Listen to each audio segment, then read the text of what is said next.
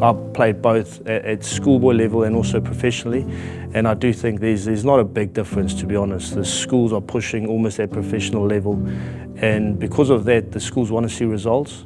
But the thing is, it should never be at the cost of someone's, I guess, brain or head injury.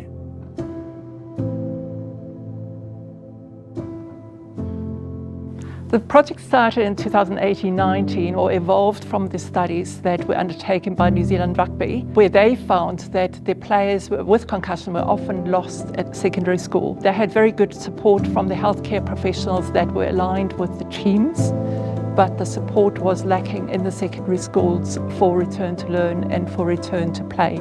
I think the biggest challenge around concussion management in schools is the culture of she'll be right, just push on through. Bear in mind, you've often got a coach wanting their player back, you've got the athlete themselves wanting to be back. They feel as though they're letting the team down, and the parents also think that the game is really important and they don't want to disappoint their child. And so it can be very, very difficult if people aren't all on the same page, giving the same message. So I think a key part of it will be having a specific person who can help to coordinate the return to learning and the return to sport. Teachers that have more information about concussion might be able to pick up those students, recognize some of the potential symptoms, and facilitate care for those students. School teachers, school coaches, parents, if they knew that, then I could have had a different direction and I still probably could have played cricket professionally. Schools that took part in Franks worked with our research team to develop a framework for these schools. That was really important to find out from the school's perspective what their problems were and what might be working, so that we could come up with a framework that could be adaptable to different schools in different contexts. To do this, we worked with stakeholders from principals and board level, senior management, administrators, teachers, deans, as well as sports coaches and other people that take extracurricular activities at the school. The Franks process is really useful because it takes the decision making away from the individual player, the coach and the parent, and there's a set of guidelines that sort of kick in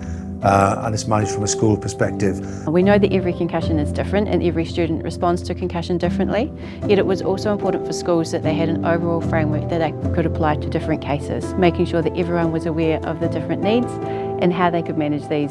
So what's needed is some sort of big stick where schools are required to follow these guidelines, and that can probably only come from an organisation like ACC in New Zealand. We'd love to see this as a requirement for schools or a part of the school's policy documents to make sure that there's a concussion management framework in place for all schools, so that students, as they return to the classroom, are better informed and better equipped to get back to the classroom as fast as possible following a concussion injury.